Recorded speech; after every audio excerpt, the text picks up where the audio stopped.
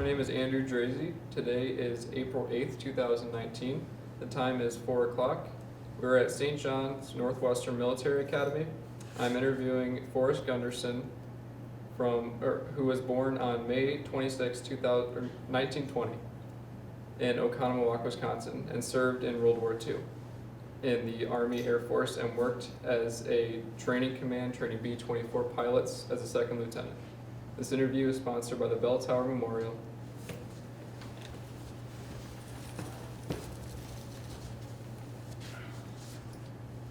Forrest, what were you doing before you entered the service? Well, what happened,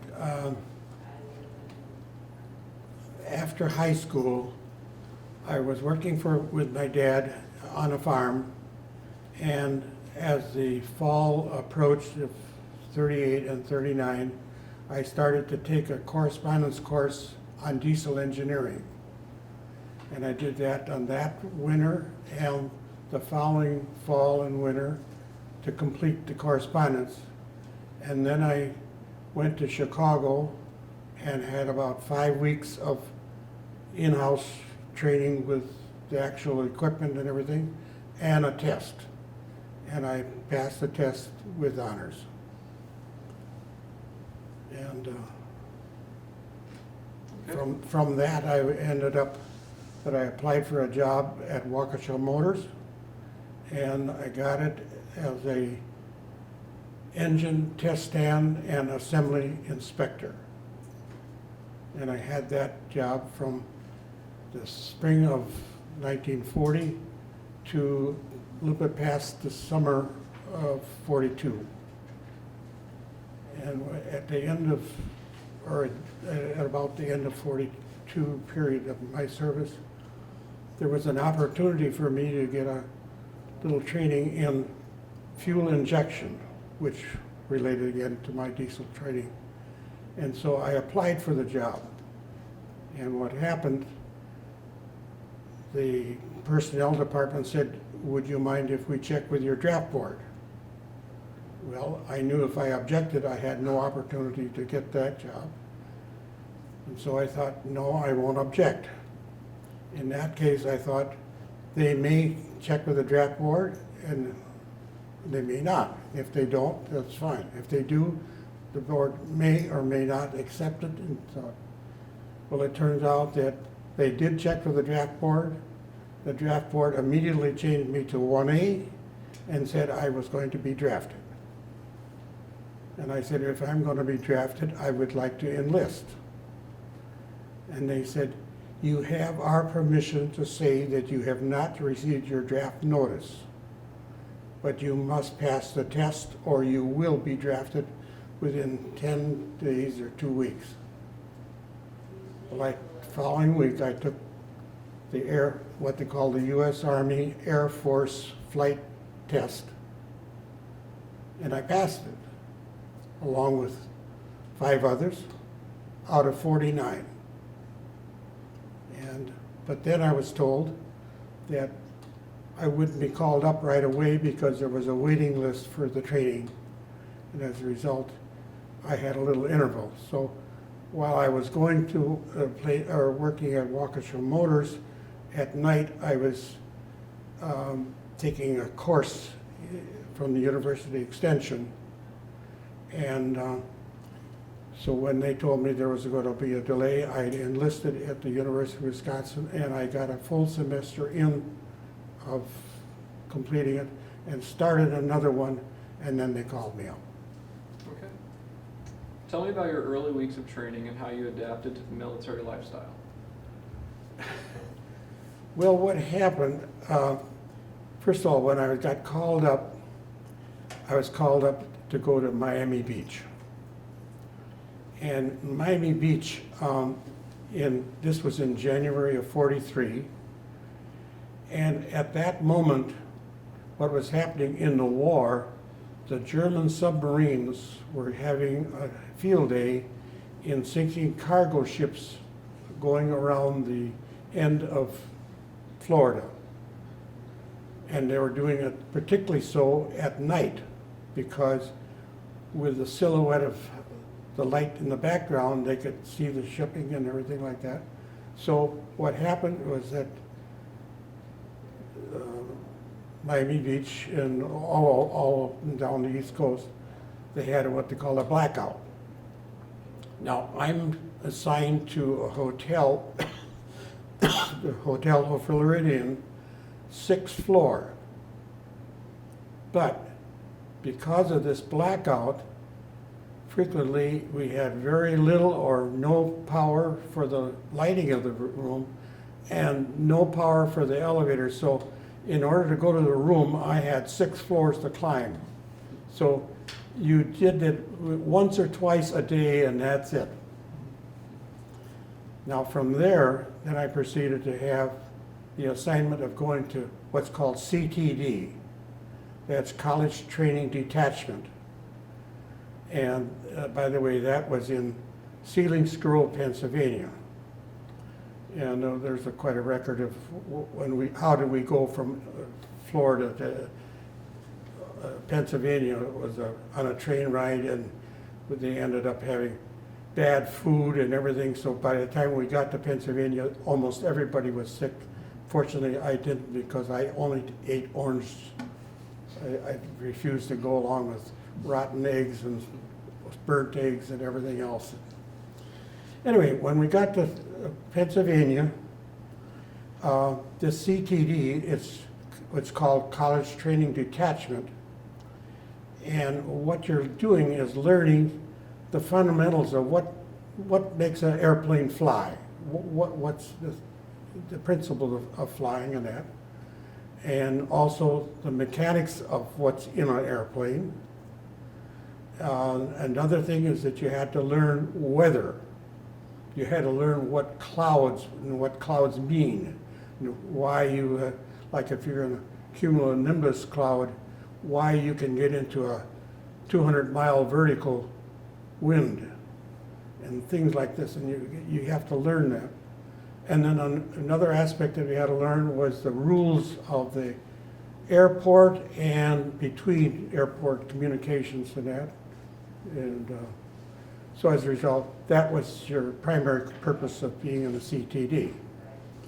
From there, I went to work and and this is past a couple of weeks, but now, while I was there, my girlfriend at that time, she decided to join me, and we were married, and the reason we'd been engaged for a year already, and so she was with me, and she then left me at the end of our CTD, and I went on to Nashville for what they call a kind of a check to make sure.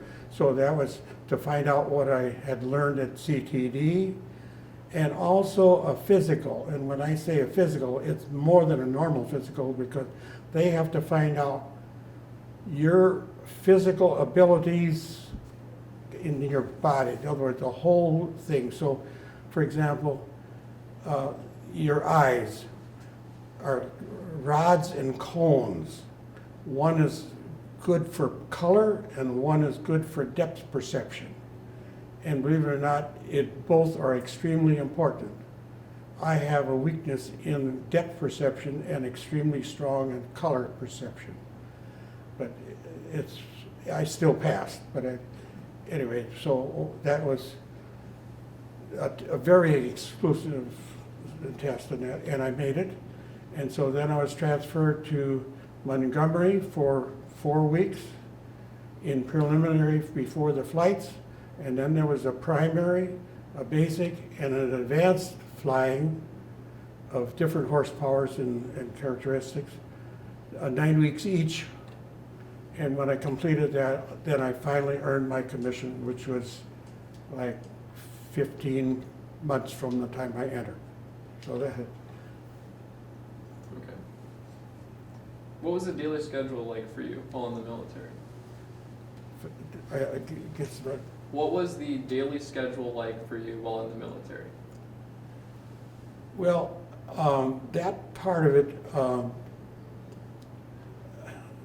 since my wife was with me most of the time, I was able to live off base. However, the military, while I was learning, was quite disciplined in that I had to be on base 5 days or 6 days out of the week, and then I would only get the weekend 1 day or 2 days off. Once I got my commission, then, well, I had to instruct, but the instructing part of it turned out to be quite demanding because of what I ended up doing. Okay. What was your job while in the Air Force? In the Air Force, as a job, well, as I was training after I got my commission, and my first assignment was to be a B-24 first pilot. And then when I learned that there was an opening to be an instructor for B-24s, I applied for it, and I was successful in getting the job. So I'm going from a student to instructor in one step. But what happened, I was at Maxwell Field for one class, and because I'm a brand new instructor now, I get the bottom of the class cadets in that. And as a result, I had 1 second lieutenant and 4, I can't think of the rank right now, but there's a rank below second lieutenant that is authorized because basically they have a black mark on their record.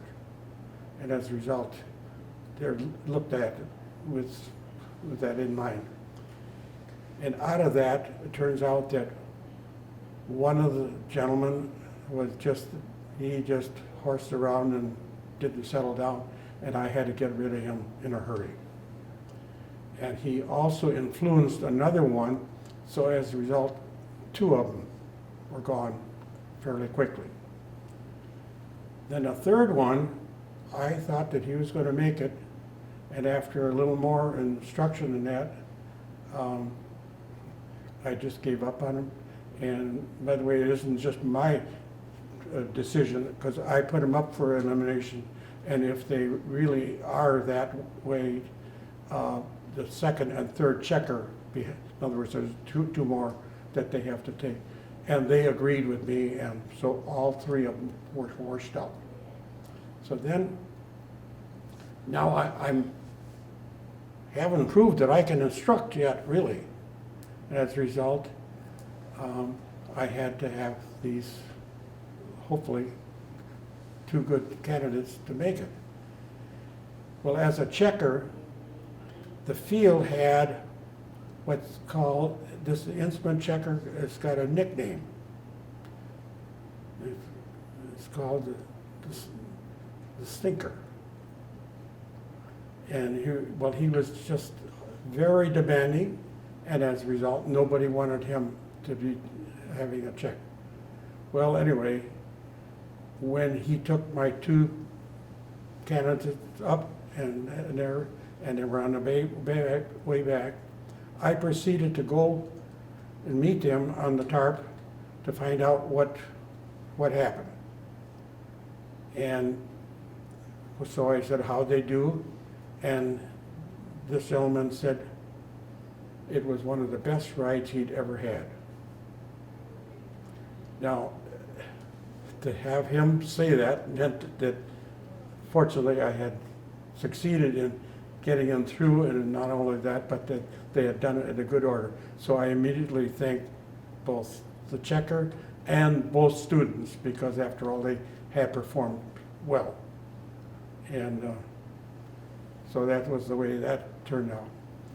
But then from there, we were moved to another field because that was the end of the 24 program in Maxwell Field, because there were going to now be B-29s. So I went to Cortland Field, and in the military, everything is by seniority. And in each flight, there are 5 instructors.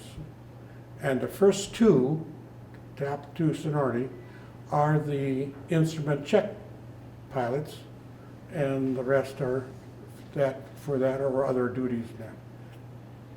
It turns out that the number 2 man, who had a seniority of 1 month more than mine, he ended up saying that I don't like instrument flying.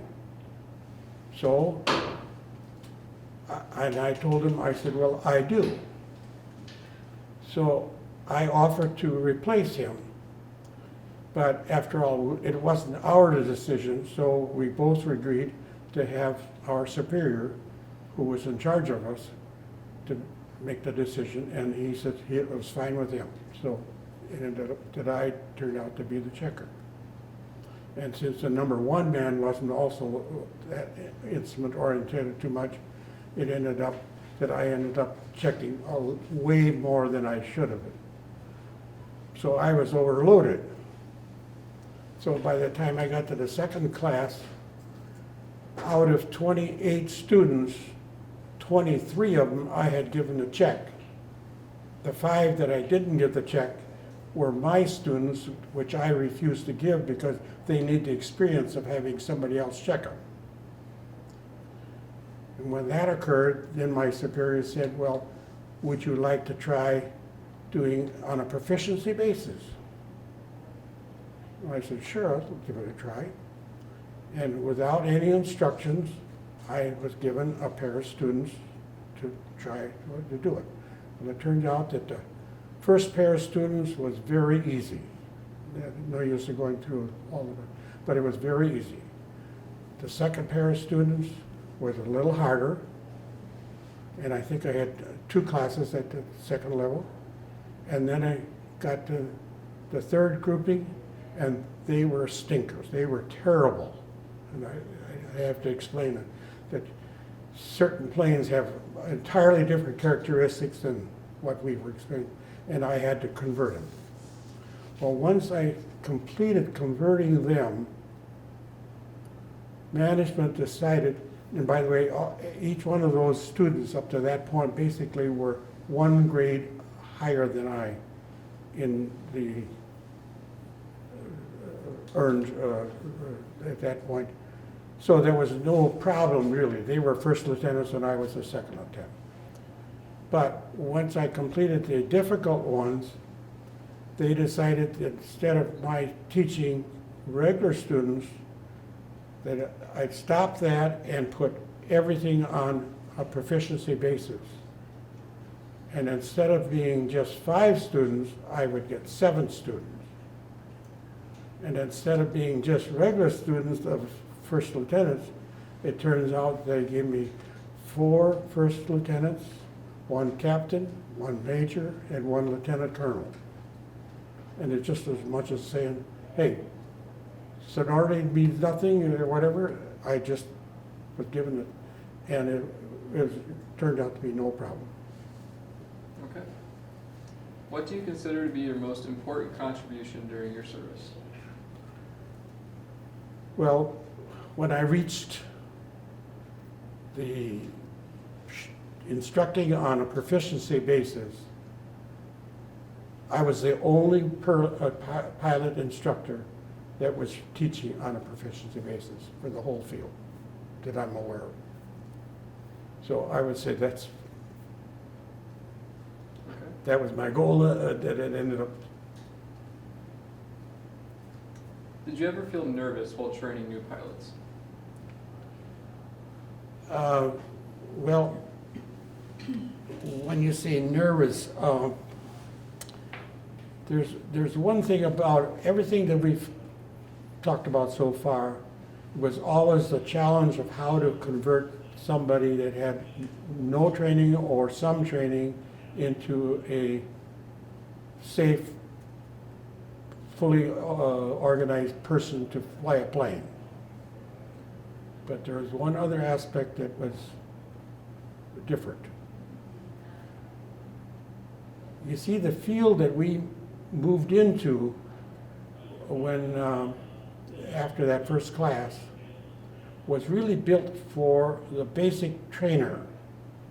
So that was for a 450 horsepower airplane, one engine.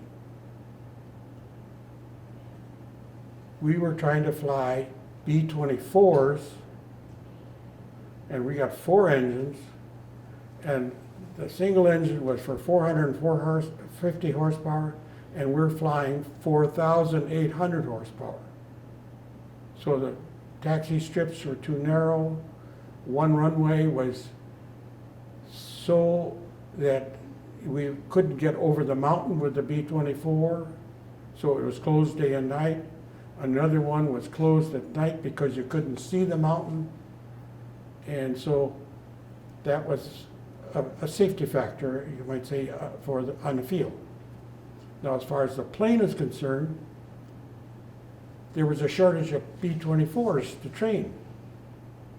So as a result, the source of the plane was planes that were designated not fit for combat.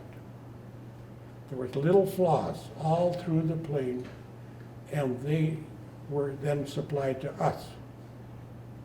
So as a result, we ended up having a safety factor all the time that something is likely to go wrong. About every third flight, something, as an average, something would go wrong. Now, if it was a minor thing, you would make the mental adjustment of allowing for it and working around it.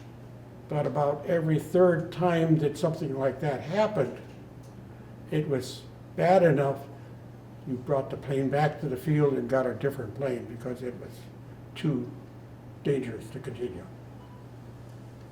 So as a result, on the airfield, there were 110 deaths in 10 months, and many planes lost. That means that there were as much as combat at the local level. In other words, there was somebody lost less than every 3 days. In my case, my record, I never lost a student, and I never lost a plane. Now you might say, well, I was lucky.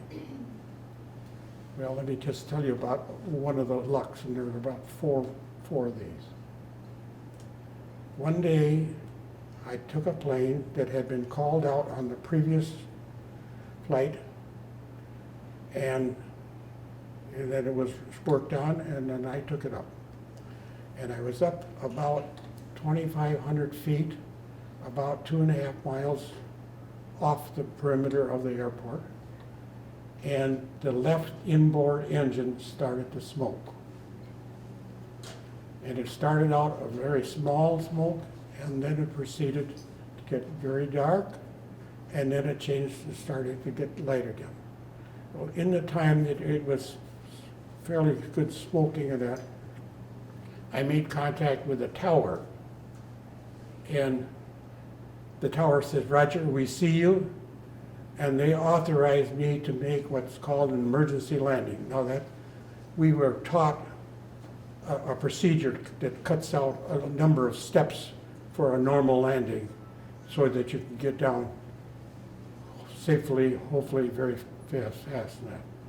So I proceeded then to tell the flight engineer to turn off the fuel, and then I asked the pilot, to get off the controls, and it turns out that because it was right next to him, because he's on the left side, he was so scared and everything like that he froze on the controls. I hollered at him the second time, and nothing happened. You can't overpower a person that's froze. I hollered the third time, and it's probably the loudest I've ever hollered in my life, and he then started to relax, and then I got the controls. And then my first thought was, I have to get the landing gear down, and you have to do that after you reduce the speed of the plane. So I pulled it back to power and pulled the nose up, and dropped the landing gear below the maximum that is permitted. And then I put the power on, put the nosedive down, and dove for this emergency runway landing. And proceeded to feather the engine, put down the flaps gradually and I got on the ground. The elapsed time from the time that I was told that I could, from the tower that said you were so-and-so, till the moment I got on the ground was 57 seconds. The fire was out, and Okay.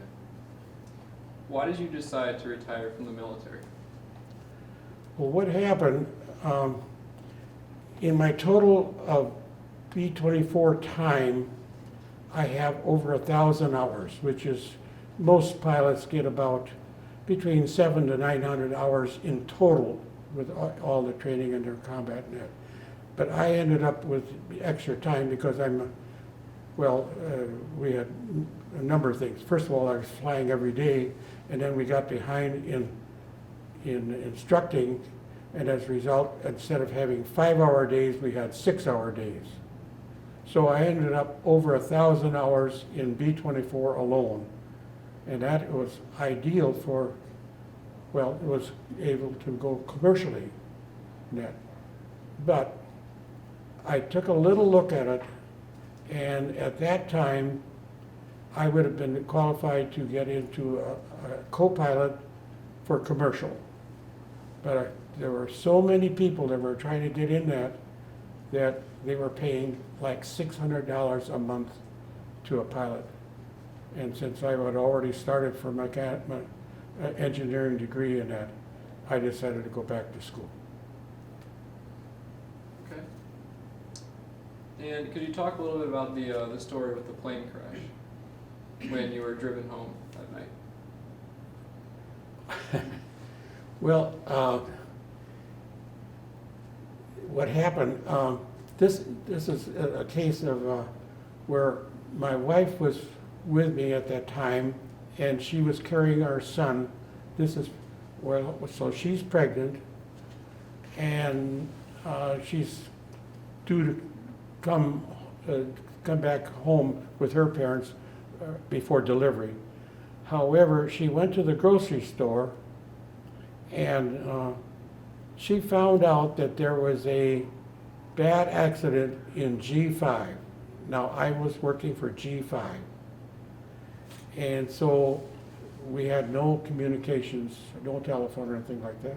So all she knew was that a plane went down and it was a very bad accident, and she went home. Now, in my case, I was at the other side. I was out at the field on flight, that same flight, and turns out that the pilot that had been in the tower duty prior to that class assignment, this was his first flight back instructing again. And I have to say that the most dangerous flight that you have is the first flight that you take a student with a brand new plane in that, because you're supposed to demonstrate the capabilities of the plane. And a B-24 is not a stunt plane. It's got some good and bad characteristics. And as a result, this gentleman ended up stalling the plane, plowing into the ground at about a 70-degree angle. It went into the ground about 15 feet, and instantly everybody was killed.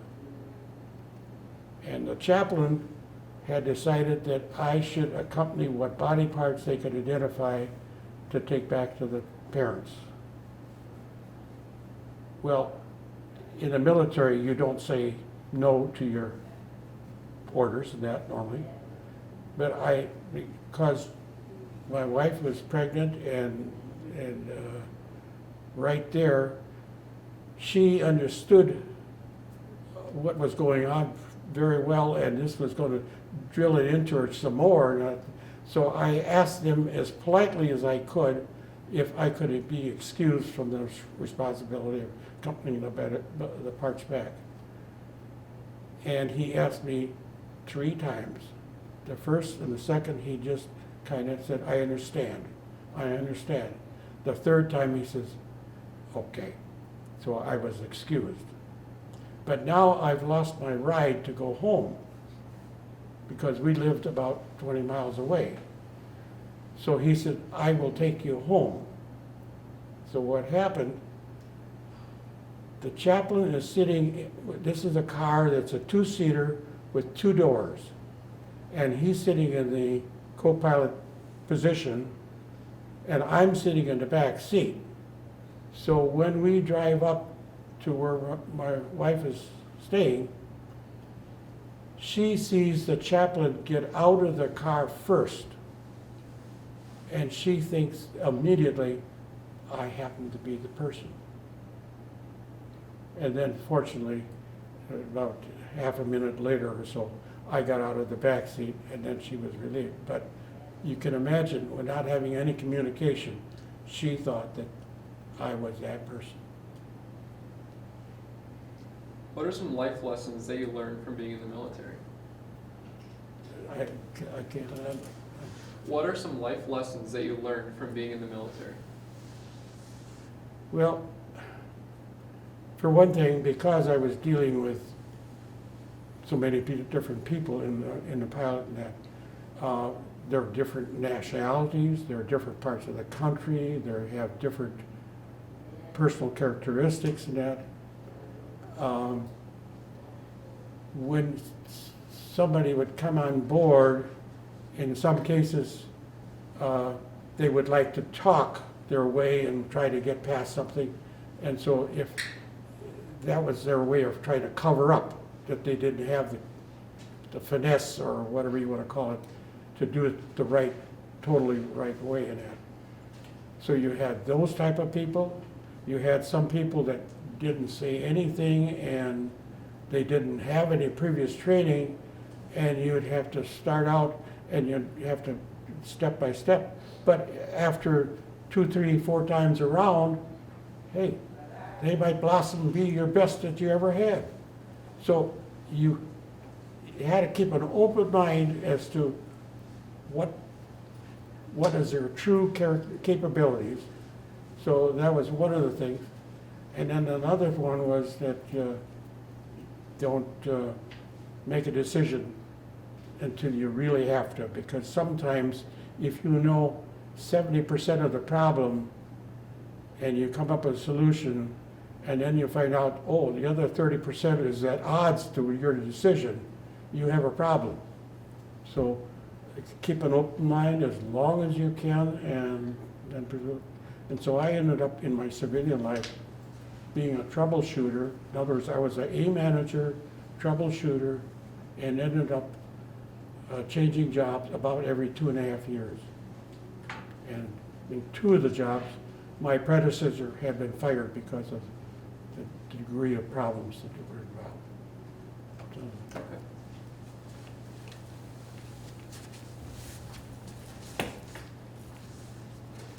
In closing, this has been an interview of Forrest Gunderson regarding his service during World War II. My name is Andrew Drazy. The time is 4:35. thank you. Thank you for your service. Thank you.